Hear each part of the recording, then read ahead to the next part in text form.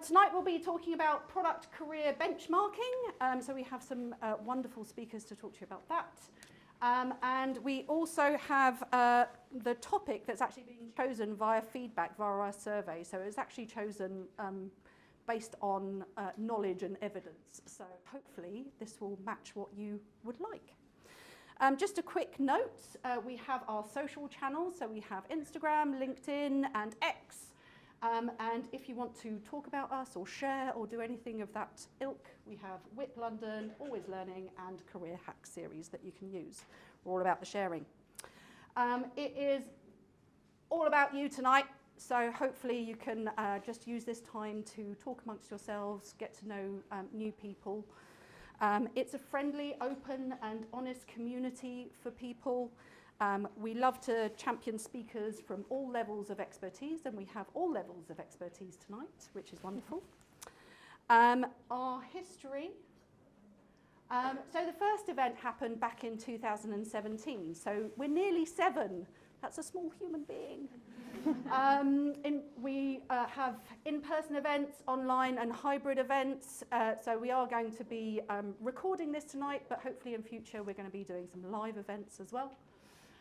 We champion speakers from all areas of expertise, like I said, and we are here to support and grow the product community because we've seen, like, from 2017, it's grown from nothing to nearly 5,201 I saw last night. So we're quite a big community now. LinkedIn members, we've got 4,400 LinkedIn members, so please do make sure that you invite people as well. You know, we love people talking about us.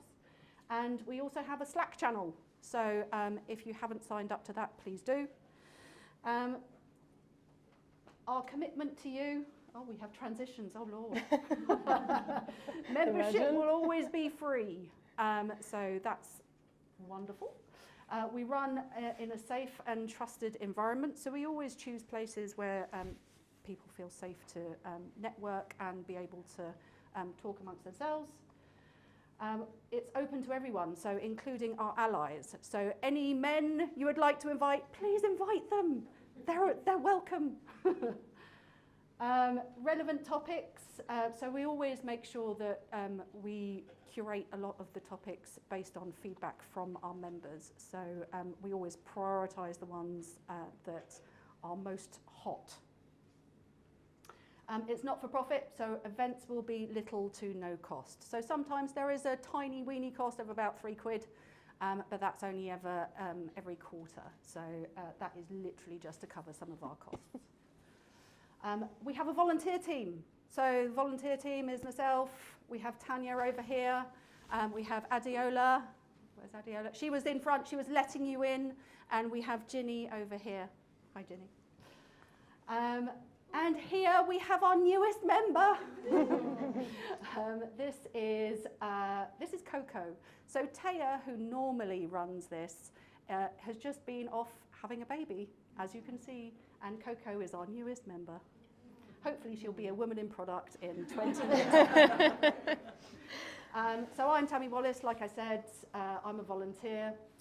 But our speakers, more importantly tonight, we have Tania Fedorchenko, a senior product manager from Zero Height, Francesca Jackson, also known as Chess to some of us, who is a manager at 3Search, recruitment agency, and Emma Unuode. Did I pronounce that right? Thank you. Product manager from Acoma Health. So as I said, we do like to champion all experience levels, and we have that tonight. The last bit is passing over to Tania. I would just like to thank the speakers for coming in and doing this. This is all done off their own backs and in their spare time. So thank you very much, and thank you all for taking the time to be with us tonight. Hi everyone, my name is Tania, as you know. Some of you, I'm just going to move on to the next slide almost immediately so that you can have a bit of my intro about myself. Some of you mainly probably know me from being a volunteer for Women Products from other events, but I do have a daytime job as well, which is being a product manager at a company called Zero Height. So that's design system management platform. So we create products for designers and engineers to create and maintain their design systems. Before that, I'm not gonna read out all of that to you, but I'm just gonna give you a quick sort of summary of my experience. I started in tech about 8-ish years ago. I've been in a product role for about 6 out of those. I went through quite different experiences in there, and I went through all sort of things like burnout, redundancies, moving to another country, questioning all of my life decisions, not knowing what to do and how to find a job in here. So it's been a bumpy road, but I'm very happy with my job right now, and yeah, I'm very happy to be helping to make, grow, and develop women products. Okay, now enough about me, and we're going to go into what we'll cover today. Well, we'll cover a lot of things, but what I'll cover today is the results from the annual survey that we do lead with Women Product. That hopefully at least half of you have filled in. Did any of you filled in the survey? A bit of raising hands, yeah? Ah, that's pretty good. Okay, cool. So we'll include the sort of insights from our community, from all of you on the salaries, benefits, promotions, sentiment about the market right now. And also we'll do a little bit of comparison of survey results with trends from last year. Now, data breakdown. By data breakdown, I mean who are you essentially? Who were our respondents? So we've received 91 responses on our survey. And from those, we had about 64% from midway to senior PM levels. But it doesn't mean that that's been all of the responses. We also had quite a mix of junior, head of level, and lead product managers. And in terms of the organizations, we had quite a good mixture of startup and larger corporate companies. And then on top of that, we also had quite a wide range of industries, which again is obviously super great for the survey because it gives you a lot of perspective from different industries. There you go. So onto the survey results. We're going to start pretty quickly today. So normally the first thing that we are looking into is how job titles equate to years of experience. And the thing that I find quite interesting / funny is that from year to year, there's no strong correlation in there. So we see that about, oh my God, I've got a lot of transitions now. I'm going to stand for the whole talk like that. So we do have junior levels from 0 up to 2 years normally. And then mid-weight, such just what we normally call product manager, from 1 to up to 4 years. But that interestingly, everything up from that level, senior lead and head of levels, go from 3 to 8+ years of experience. So literally, there's no division in that. Someone becomes a lead after 3 years of experience. Someone becomes head of director after 10 years of experience. Interestingly enough, my first sort of hypothesis was that we'll find some patterns with maybe the size of the companies that we're looking at, but that was not the case, at least on the data that we've got. And I think an important caveat in that is we did get a lot of responses, but it's still 91. So kind of keep that in mind. Might not be always representative, but that's what we've got from the data. So we didn't see literally any correlation or pattern between being head of at a big company after 8 years or becoming a head of in a startup after maybe 3 or 4 years of your experience. On to the good stuff. Everything you're here for today. So salary benchmarking. Oh, this is weird, but okay. So we're going to look at junior PMs and mid-weight PMs first. So what we see for junior product managers, the salary normally, like the band normally starts at around 30K and goes up as high as 75, which is pretty cool. And compared to last year, last year the split was literally like 50-50 between 30 to 40, like 46 to 60 band. For mid-weight product managers, kind of similar thing. Last year, the split was pretty equal. So 30 to 60, 60 to 90. What we found this year is that most mid-weight product managers kind of lean onto the like higher parts of that band, which is also interesting because across all of the levels, we found that the bands, like it grew, essentially, become higher, which probably means that people are getting paid more, which is nice. So for senior, mainly the band someone like sits between 76 to 90, but we also had like quite a few responses starting from around 46K and going up to 120.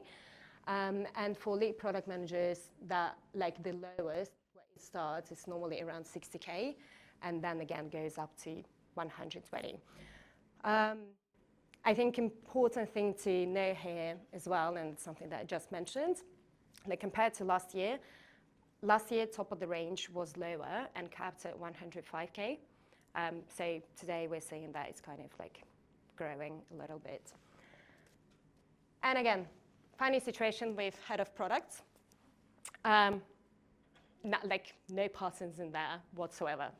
Salaries like vary so much, starting from like 60K. Well, I've put 90 in there just because there's kind of like most responses that we've got again, but like we've seen salaries starting from 60K and going up to like 250 plus. In terms of general observations, again, this is kind of what we're getting from the survey, and I'm sure Ches will have some of the insights today as well on the salary and the market.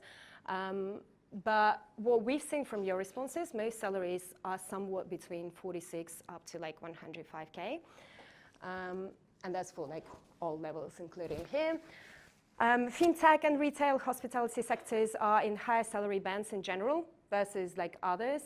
And their band is normally somewhat between 88 to 103. And then salary levels aren't always proportional to years of experience. And larger companies, on average, are paying higher salaries than startups, which is not a surprising thing, but kind of like another proof to that. There you go. Promotions. Okay, let's start with, before we go into our data, who in the last couple of months got a promotion? Who can we congratulate today? Ah, there you go, nice. Woo! Who maybe in the last half a year from the start of the year got a promotion? Oh, there you go, another one, more, there you go, give a clap. Last year? More people. Well, you should all deserve a drink, and cheers to that after this. From the responses that we've got, 46% of participants got promotion last year. However, the majority got promotion by moving companies and not an internal one, which is, I mean, still great for people, obviously, getting promotion, but I think we all wish that companies would kind of encourage people to move and grow within that same company, and people didn't need to leave the job to kind of get promotion. We are moving in the right direction, though, because compared to last year, the percentage is bigger. So last year it was around 11%. This year we've noticed that it was like 28.5%.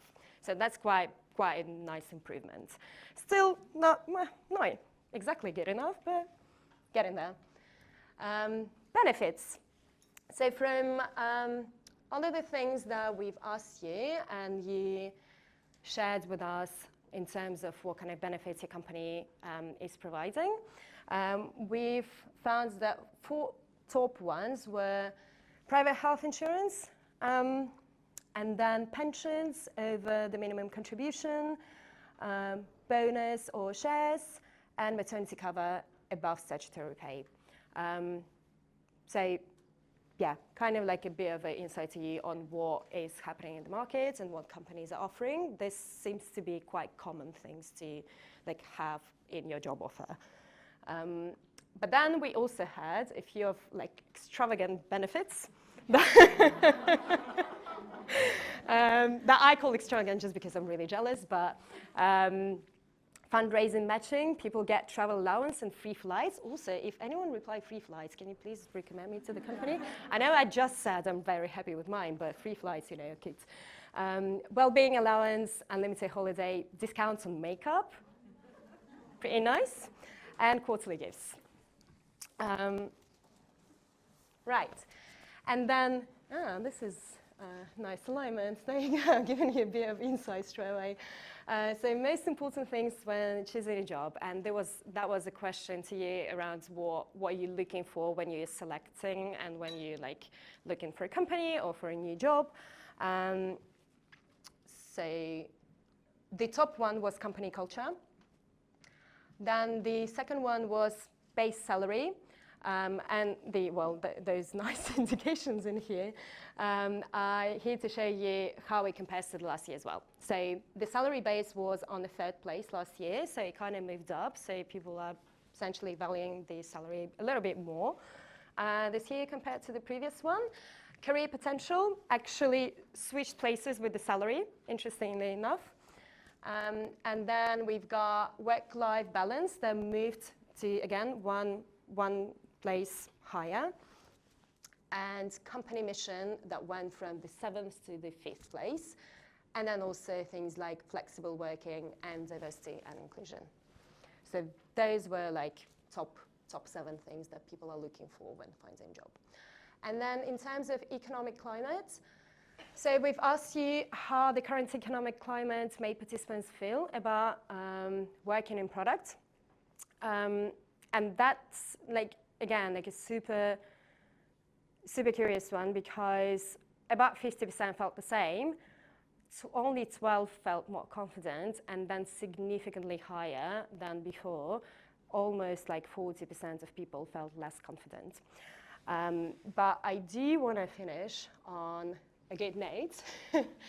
So even though people are feeling maybe a little bit less confident than before about being in tech or being in product, obviously we all know like what it's due to, but we also ask you, what are you most optimistic about? And there were things like AI, and that like being a thing that's transforming all industries. People are getting excited about the potential of technology and like more opportunities due to that as well.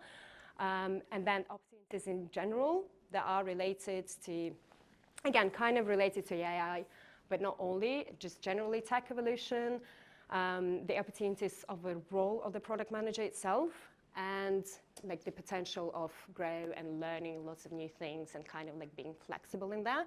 And that brings us to the third one, where it's the flexibility of the PM role, where like people were saying that regardless of what's going on, I kind of know that I'm flexible enough in my role. The role is flexible on its own to kind of adapt to the new market and to the new things.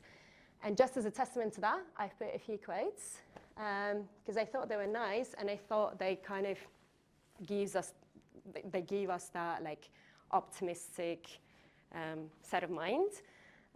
So people were saying things like the role is so dynamic and we can adapt to the new needs.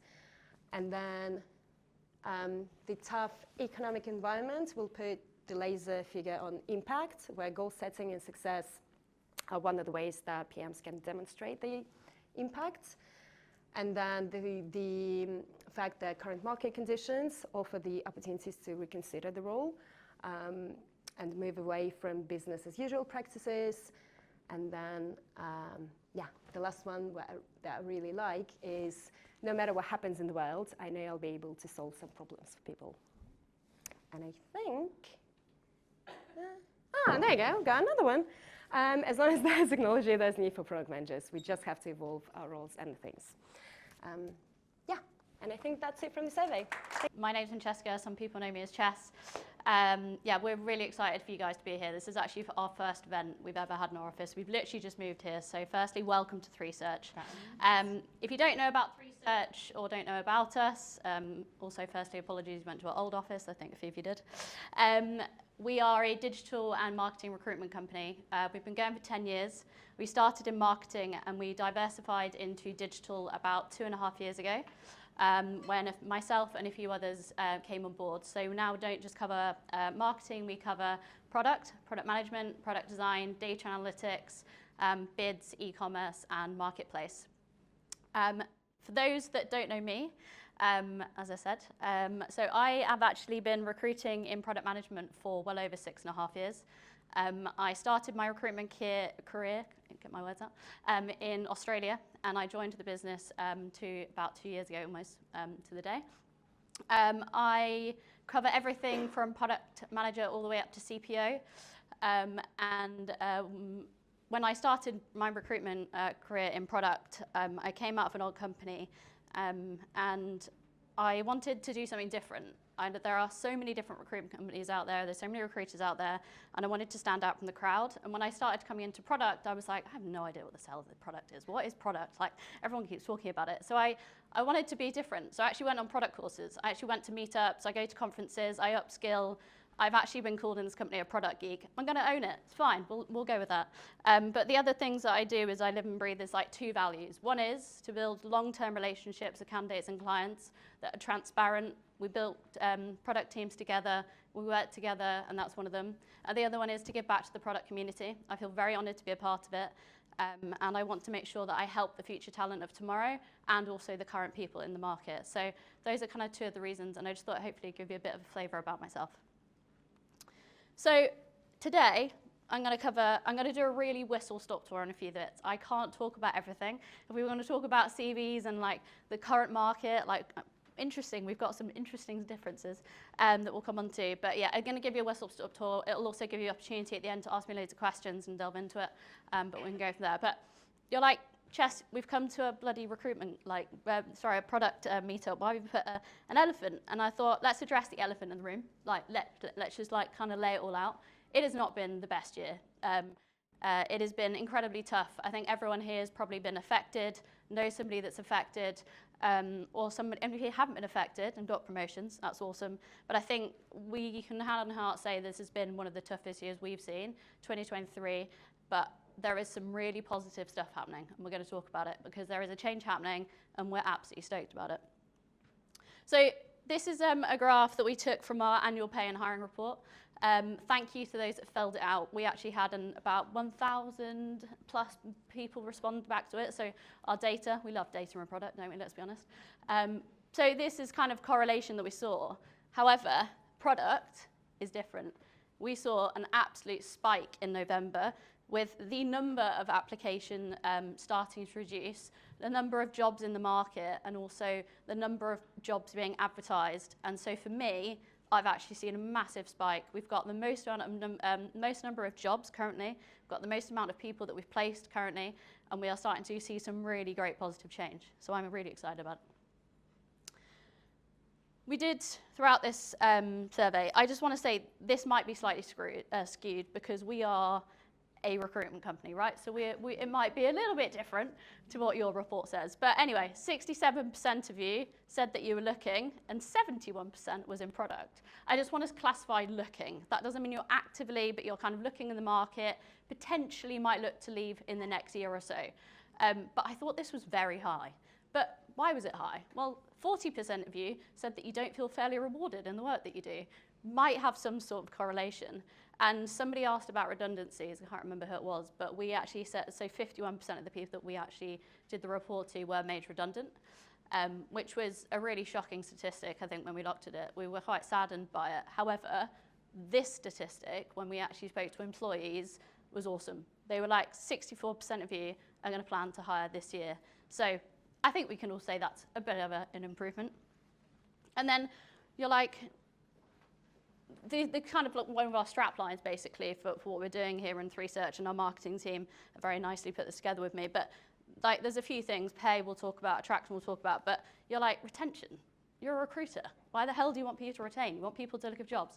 It's actually opposite. We actually want people in jobs. We want them to thrive. As a recruiter in product, certainly, my best, like what I love seeing people do is go into a job and thrive and actually work their way up in their career.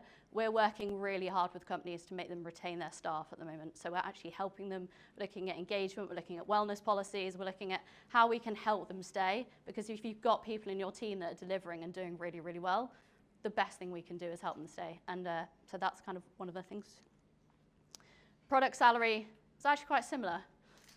This was what we took from ours. I actually have seen two things move. Firstly, these two have certainly dropped a little bit. I would say that, yeah, I think two things. One is, and you actually pointed it out earlier, why is there the kind of differences between the two? And I think to your point, firstly, it's size of company. So I would say on the kind of this side of the size of the company, if you're a startup and you don't have the budgets, you are going to have to probably look at a slightly lower base. The slightly larger budgets are probably for the kind of corporate where they've got a little bit more in their budget to give. But the other thing I'd just say is domain. Now, I'm going to talk about domain in a bit. But domain is actually really interesting. FinTech, by miles, is the most well-paid sector.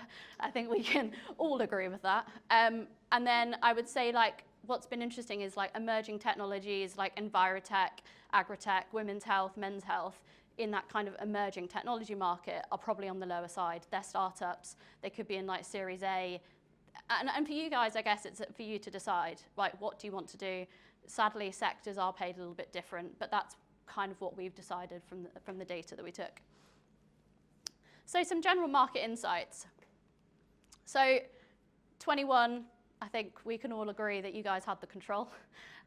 You guys were pretty much telling everyone like what you wanted. You were probably having multiple offers on the table. It's slightly shift. Clients have certainly taken a little bit more drive. I'd say they've got a little bit more kind of to choose from. That's certainly seen, I would say, from kind of application volume has been it's been through the roof. Like I've never seen so many applicants kind of applying, and that's obviously because so many people have been affected. Tech redundancy is mass kind of going on. So it's definitely a little bit more of a client-driven market, but that doesn't mean it's totally client-driven. I just want to be a bit clear about that. And kind of similar to this, so we actually did a panel in November, and we talked about the future of product. I think you were there actually. And we talked about product and how it's evolving. And I was like, this is a really interesting thing. And I was like, why is it evolving? Like the role of product has fundamentally changed a lot. I would say a lot in the last 2 years. Like product goes from being a commercial vehicle to kind of driving the big shiny new object to kind of coming out the other end. And I think what we're seeing now is that product is more than ever a commercially driving role. And so we're seeing real, I'd say, like differences in job descriptions. Like clients are expecting people to understand the metrics that they're moving a little bit more. And when I'm talking about metrics, I'm thinking about financial metrics more than anything. So that's something that we've certainly seen and certainly what the clients are talking about. And then I would also just say kind of like from resources, we're certainly seeing like resources being less. So people are being a bit more creative with like how they're upskilling, like fireside chats, you guys giving talks. So there's been a little bit of a shift in that. And yeah, salary was the #1 reason that people said that they were leaving their job. I actually thought it was quite high. I was quite shocked by it. I was like, can you just check that data for me? Because I'm sure that product people are more interested in one other thing. And no, sure enough, everyone was like, I want to move for more money. But maybe that's related to promotions as well, so who knows. So yeah, we were seeing on average a 22% increase in salaries. So you were moving for about 22% in 2021, 2022, midway of 2023. And then 2023 midway to now, we've seen people moving for the same, if not less, or between 5 and 8%. So we're not quite seeing the same volume, like kind of, I guess, percentage increase, which I thought was really interesting. And then, yeah, sectors that have been doing well. As I mentioned, like fintech is flying. Like we've got, I think I'm working with like 5 different fintech companies at the moment that are doing like 25%, like year-on-year growth. Travel is back with a boom, thank God. We all love to travel again. And like B2B SaaS and emerging technologies, for me, I love to see companies doing really, really well in those kind of areas. Like women's health has got the second highest amount of investors from venture capitals last year. It was health tech the year before. And I think agri-tech is certainly showing some really good signs. So I think it's pretty cool that we're seeing some really good things happening in those. And yeah, I just want to be like, you know, there are some things in here that isn't negative. It's positive. I just want everyone to take this away from today, that a lot of crap has been, like, let's just, you know, aggress that. But I think everyone, we had some CEOs in our boardroom today that are from private equity businesses, and they say the light is at the end of the tunnel. Now, for me, that makes me feel really cool that they're saying that, so that's awesome. And yeah, just, I guess, when looking for roles and things to consider, this is what our report said. So this is what you guys said in order. So they're actually different, but I mean, similar. And I was like, that's really interesting. Like, for me, I would have put like DEI and culture in the same bucket, but apparently they're separate, which I thought was quite interesting. For me, I fundamentally, like, this is a quote that we've actually used in our annual pay and hiring report. Like, I'm on our DEI committee, I'm really passionate about it. I think they come hand in hand, and I think we should be thinking about that a little bit more. I think for you guys, especially when you're interviewing, it's for you guys to ask the question, like, is this the right business? And I think DEI and our culture are the same. And the other thing I'd just like to point out is domain knowledge. For some reason, it is so hard to change between domains. If you're in fintech, it's like, you have to be in fintech. If you want to be in health tech, you've got to be in health tech. And it's like, why does it have to be that way? Like, why? I don't have the answer, by the way, before anyone else grills me on it. But I would just say, if you are looking for a new domain, you are just going to have to work a little bit harder to get into that sector. It is not impossible. Nothing is impossible. Like, breaking into product is damn hard, but you got there in the end. So I'd just say, if you are looking to get into a new domain, I would say that that is worth anything more than anything on anything on those, because if you can break into a new sector, your career's just going to go. The other thing I just want to talk about, training and career progression. If I'm going to go in, what is the expected career trajectory? Like, do they have a steady plan? Most businesses now have got a really good way of going. If they're going to be a PM, how do they get to being a senior PM? And what do we need to do to get there? And I think for you guys, you should ask those questions a little bit more, like, what should I expect? Or how am I going to get there? Who's going to mentor me? What training you can provide? Because there's so much that can provide you that will, in my opinion, is worth more than pay in anything. And yeah, so CVs. I literally look at I think I'm 10 years in recruitment. I think I looked at hundreds of thousands of CVs. Day in, day out, that is our job, to look at them. And anyone knows me, I've got pretty strong opinions. But a CEO once said to me of a business, they were like, do you think that product people should just look at their CV like a product? And I went, that's the best piece of advice I've ever heard. And if you don't take anything away from what I've said for the last however many minutes, this is the best piece of advice to give you. Like, does your CV fundamentally tell people what you've done? Like, do people know the value that you've delivered? And like, if you go away today and you're like, oh, does it? Maybe just have a think about it. And there are some other things that people forget about their CV. Just to give you an example, right now I'm trying to find a Chinese-speaking product manager from a tech background with a certain like business that they need to have come from. If you don't have Chinese Mandarin or languages on your CV, like, how the hell am I going to find you? Like, so there's just some things on there that I think that people don't think about, and the ads that hopefully will help you.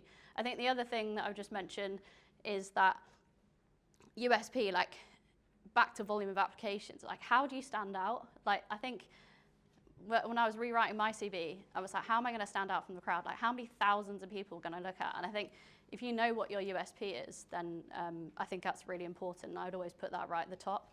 I'd also just like to point out, like, I think I talk about white space, or maybe I haven't, but don't be afraid of white space on your CV. Like, the worst thing you can do is keep cramming words in for the sake of it.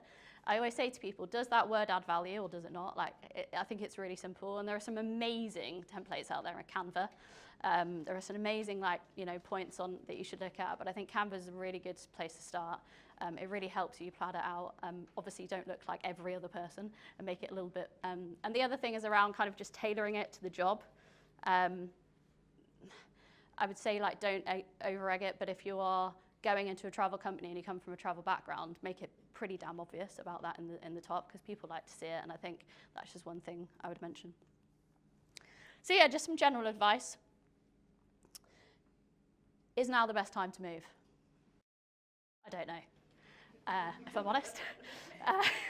I don't know, and you've got to make that decision. I think like, Chess, you're a recruiter, why are you saying this? I think right now, like, if you can avoid moving, don't move. Like, I don't think it is the best time. I think at the moment, if you can get what you need out of your business, then amazing. If you have to leave, if you're unhappy, brilliant. My advice to you is, like, just to really think about it. And that leads on to my next bit. It's like, if you are going to leave and you are going to move to another company, like, is that company going to help you reach your end goal? And I always think there's, like, the CEO of LinkedIn always talks about jobs having their kind of right to their end goal, and how, like, every job has a purpose to getting there. I think it's really interesting because I hadn't really thought about it, but, you know, maybe you've got an aspiration. So I kind of think, like, is that role going to help me get to that bit, or is it not? And I also just think, like, the other thing is leadership. Like, are those leaders the right leaders for you? Like, past and present, like, research who's been there, who hasn't been there. And I would just look at, like, what they can provide, because I think leaders are the reason to move. I think they're the reason to join. They are invaluable, and if they can provide you with that training, and like, it's so good. So my best thing is also, when interviewing, research people. There is so much information on companies that people don't look at, like Crunchbase, like, what's their run rate? Like, have you ever think about, like, how much money do you actually have for us to be, like, and where do we need to get to? What are your goals and things like that? So that's just something I'd talk about. And equity, it's an interesting one. Like, some of you may have some amazing stories about equity. Some of you have maybe, like, cashed out and done really, really well. I would just say there's a lot of evidence around kind of equity at the moment not being quite as valuable as it may have been. And I would also just say, like, decide if you are having to take a lower base for equity, you know, just to kind of address the elephant, you've got to have been there. It's like 1 year cliff, 4 year vest. You've got to be there for 4 years. That company also needs to IPO, and that IPO needs to be worth something. And you need to, I think, when talking about equity, and if it's an on the table question, I always say to people, like, do you know, like, what that's worth? Do you know what it's going to be worth when they IPO? Do they have any valuations around it? I just think at the moment there's a bit too much, I guess, question marks for me over equity. I don't know many people that have cashed out and well in it. But if you are in it at the beginning and you believe that this is the next best thing and that you can add value, it's awesome. Like, there are some people that I know that have done really, really well with it. And bonuses. I think somebody spoke about bonuses. Only 34% of people got their bonus last year. I thought that was astounding. That was actually the most scary bit of statistics I saw. Because I just thought that everyone got their bonus, but apparently not. Everyone's shaking their head. And yeah, just bonuses, I guess, just ask a little bit more around it. I think my advice to people at the moment around bonuses is, like, what is that bonus related to? Is it personal or is it company growth? And what is the company growth? What metrics do we need to hit? What do we need to be achieving to get there? So then that you can make an informed decisions. And bonuses are bonuses, right? They are a bonus. That is the whole sense of them. But I think when you see a bonus, you kind of think you're going to get it. And sadly, that's not always been the case. So I really hope that next year the statistic is significantly higher and that we question people a little bit more on it. Sorry, can I ask, what is the percentage of salary bonus? Is there an average, or is it? An average bonus percentage that people are getting, or? Yeah, of salary, percentage of salary. Well, typically we're seeing between 10 and 15%, but I would say on the higher level we're seeing between 35 and 40%. At a CPO level, I would say it's over 50% that you're getting your bonus, so they're almost doubling their salary at a CPO level. But on the lower end, I think it also depends if you get equity. If you get equity with it, that bonus does come down to about 5 to 10%. I've typically been seeing in market. So is that answering the question? Yeah, okay. Yeah, and negotiating, like, it's a little bit harder at the moment, but actually I really liked your point about kind of the big shiny things, the kind of the benefits. Like, we can negotiate with other things. It doesn't have to be pay. Is it like flexible working hours? Is it, is it, I don't know, that you can work from remotely for 6 weeks of the year? Is there anything that you need to make that job going to be, again, a little bit more satisfying? I think pay is a little bit harder to negotiate.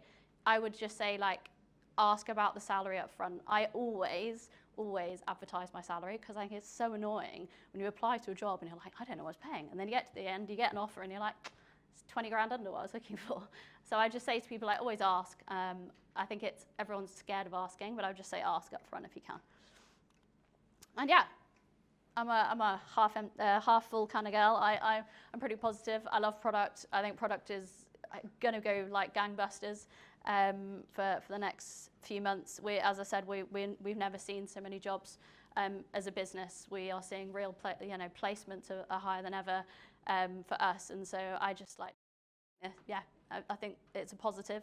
I think we can put last year behind us and move forwards. And that's me. My name is Emma. I'm a recent transferer, career switcher, so I switched from HR.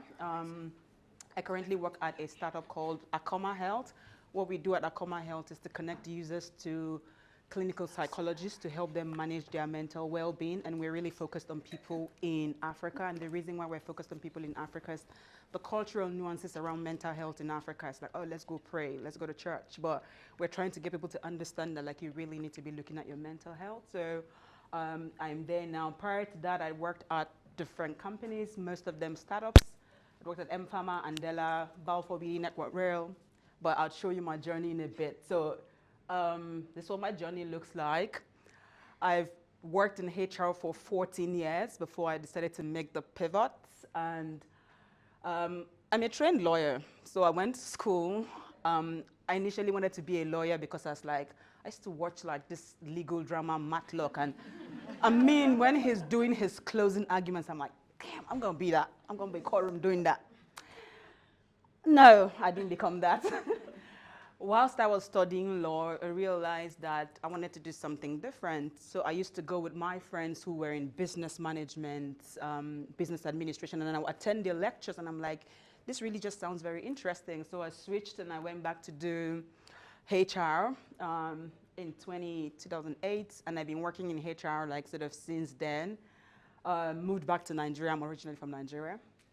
I moved back to Nigeria and worked for a bunch of startups, but I did start in the UK first. I worked as a HR coordinator about for BD, then moved back to Nigeria and worked at eHealth Africa. And that was my first encounter with like really the tech space.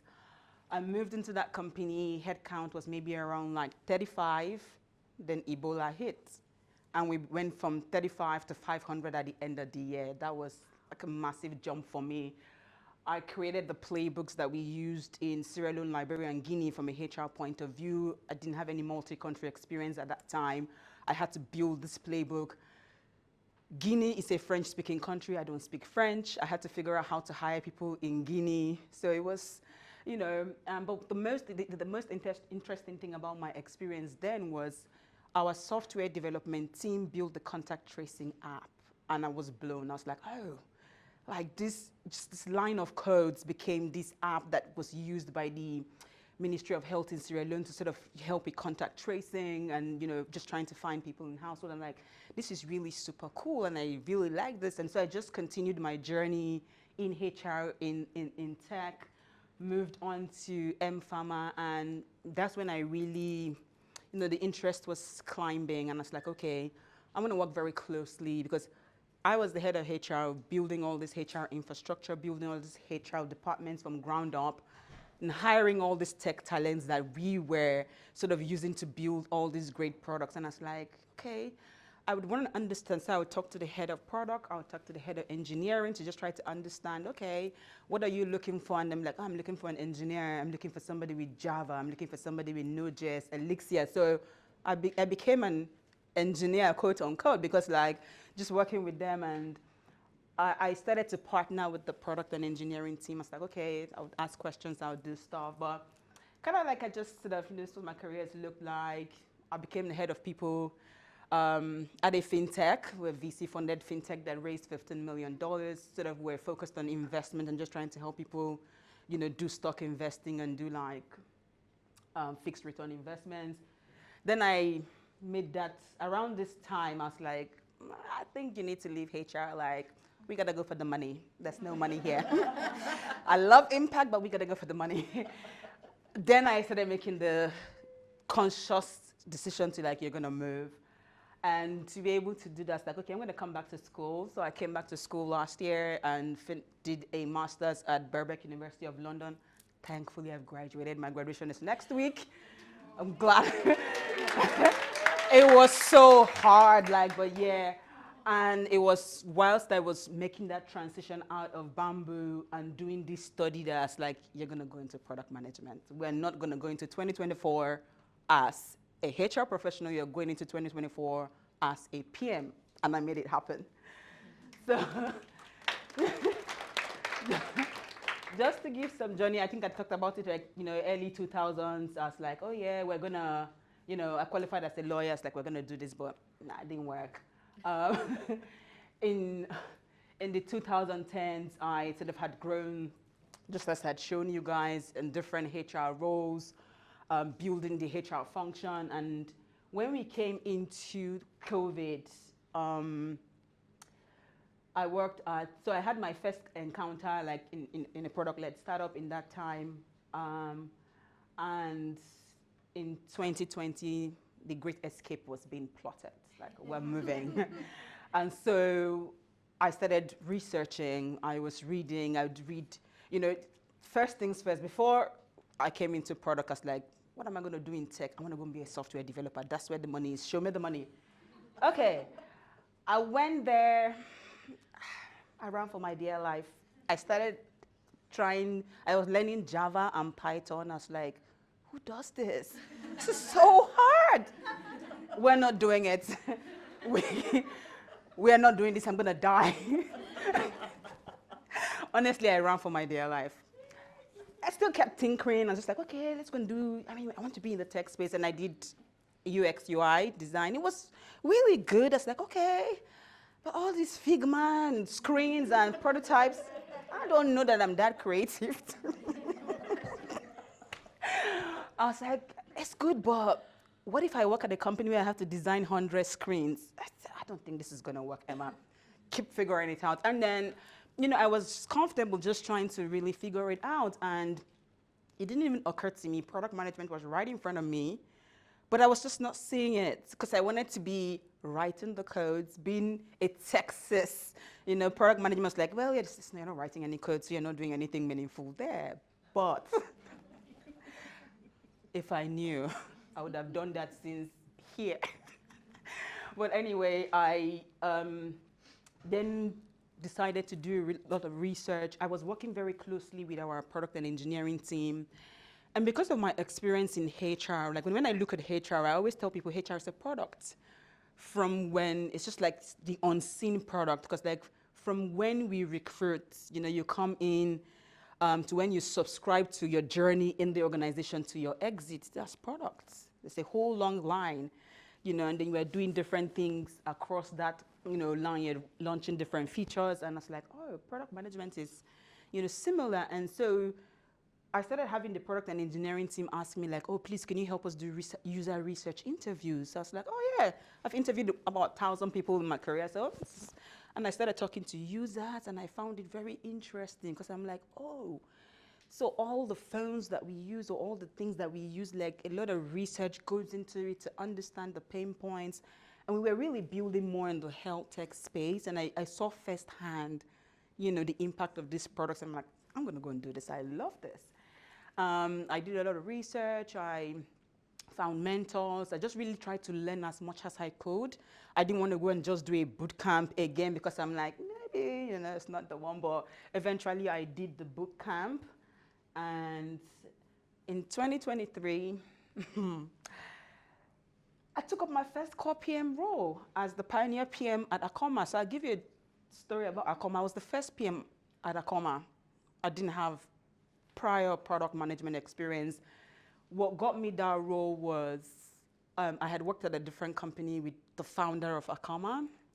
And, I had he had seen what I had done in building infrastructure in HR, building all these elements, and sort of just the way I had approached employees from an, empathetic point of view and, all those things. And I was like, he was going off to start off his company and I was giving him advisory on like, oh, don't rush to go and pay so much for an engineer. You can do this. And I just advising him from how to set up HR very nimble so that he's not spending money.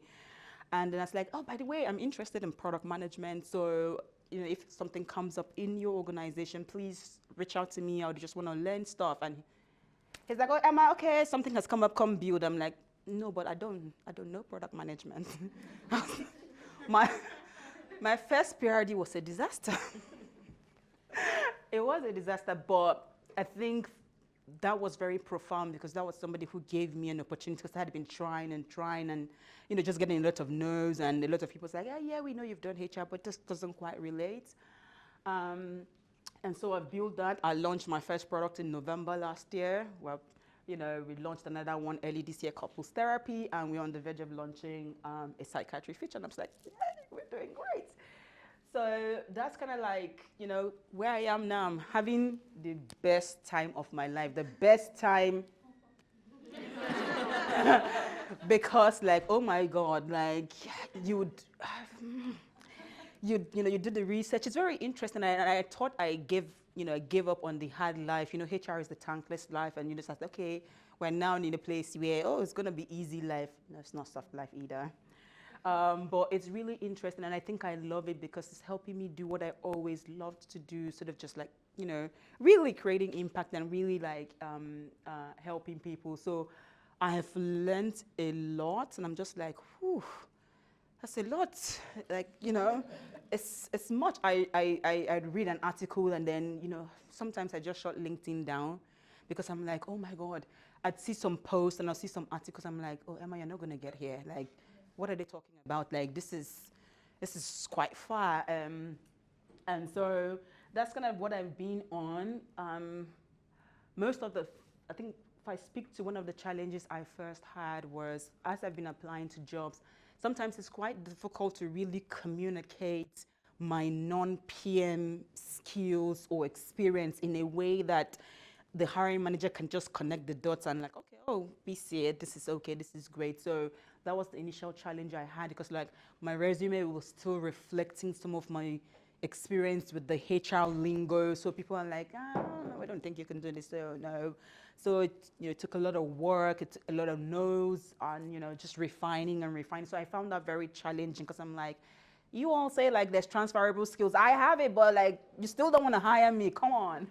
What I love about it is just the sheer impact of, when the product comes to life and it's in the user's hand and, you get the reviews. Because like some of the things that we do is we ask, users to review their sessions, review, aspects of the app and just give us feedback. And just when you get that review coming in, be like, oh, this, is well worth it. Like, all the iteration, all the going back and having all this back and forth trade-offs with the engineers, but once you see the user engage with the product, it's really very helpful. What I'll do differently, maybe I would have just switched earlier. I think what I'll do differently is like when I first started applying, I was just all cylinders applying everywhere. Like I was just like, okay, we need to get into this PM space. And, I was just health tech, ed tech, fintech. I was everywhere just applying and I was just burning myself out. Like, I backtracked and I just realized like, Emma, you've worked predominantly, yes, I have fintech experience, yes, I have ed tech experience, but you've predominantly worked in health tech and that's what you love. Narrow your applications down to health tech so that you just know that you're focusing on only health tech. I would write like LinkedIn messages to recruiters, to hiring managers, like, just like, you know what, you're not gonna do all of that. Like, just create a short list. I was also trying to get into the big companies. I was like, no, you're not gonna get into the big companies, Emma. Leave the big companies. Go, no. And it's the truth. I just told myself, like, just stop focusing on the big companies. They're great, but you wanna come down a bit to like, especially you're transitioning, right? So you wanna come down to like a medium-sized company that still gives you that flexibility to fail, the grace to fail, and startup is always the sweetest. I've worked in startup for 14 years. I love it because you're testing things, you're breaking stuff and you're fixing it back. And that's the good place to try to start out and, build some mileage on my product management portfolio, then try to move into something big. So if I'll do anything differently, I'm not going to apply everywhere. I'm just going to focus on a particular domain and just stay there and grow there and, do what I need to do. But that's really just really me, my career. So the last 10 months have been super exciting and it's new. I thought I was team no sleep in HR. This is team no sleep, sleep, sleep, sleep. So, but that's just been my journey, and I'm grateful to Women in Product for allowing me to come to share my journey from, moving in HR. If you had told me a couple of years ago that, oh, you're going to be a PM building a product, I'm like, ha, you lie. Well, here I am today, and I'm loving it, and I'm hoping that I'm just going to continue to do this until I retire. But I'm still waiting for the money, the ka-ching to appear. The ka-ching has not appeared, so maybe. You know what? Chess was saying, oh, Domi, I said, okay, maybe I should just give this Python thing a try again, but I'll let you guys know in 6 months if it's worth it. If not, I'm just going to stick to PM. But thank you so much. Thank you. I'm just going to quickly summarize a few of the kind of key points that I felt were quite salient. So first of all, a little summary of Tania's section. So salaries are wildly different depending on sector, it seems. Promotions were only being given through moving company, it seemed, last year, but that's getting better. There is light at the end of the tunnel, as Chess says. Benefits, I think we need to all go for the what was it, makeup and flights. I'm going for that one. But healthcare, pensions and bonus and mat cover seem to be pretty high on the list. It has been the toughest market. I've been through the 2008 recession as well. It is the toughest market I've seen in my lifetime, and I've been in product for quite a while. I'm not going to tell you how long I've been in product, but do take heart in the fact that it's not you, it's the market. Do feel like, it's not, if you go and talk to other people at my level as well, they're all going through the same thing. So do get mentorship, as Emma says. Recruiters, interestingly, are also looking at retention right now, which I thought was quite interesting. So wellness and wellness policies. So I think that's an interesting thing. So whenever you're talking to a recruiter, ask them about culture and wellness policies as to, how you might fit in and what that wellness policy might look like. The other piece is, it's a metrics and commercially being a PM in the future, you will be kind of more commercially and metrics driven. It's always been like that. It's just come full circle. So now, we're going to have to get back onto how we do business cases well and really proving that return on investment. Treat your CV like a product. Absolutely. My husband says I treat my CV like my life's work, and he hates me having to keep doing it. But it's something that you should just keep updating. Whenever you have done something awesome, update your CV and make sure that it's on it. Show your value. Your USP is absolutely key right now. So do work on that. It's a marketing tool. Career pivots are possible. Emma's done that. So thank you, Emma, for sharing that. That is truly agile, what you have done, moving from law to HR to products. And I feel as though you are kind of the ultimate problem solver and interview queen, it sounds like. But hopefully you found your true calling now. So thank you to everyone for sticking with us, and here are again our lovely channels where you can talk about this and update everyone. And I would also like to say a heartfelt thank you to Chess and her team. It has been absolutely amazing you having us tonight. Thank you very much. Lovely food, lovely drink, all there, all open. And also thank you for being bouncers on the door and organising the space for us. It does take time and effort, so thank you very much. So please put your hands together for all the speakers. And a lovely hands together for all of you for coming. And that's us. So please feel free to network and have drinks and food.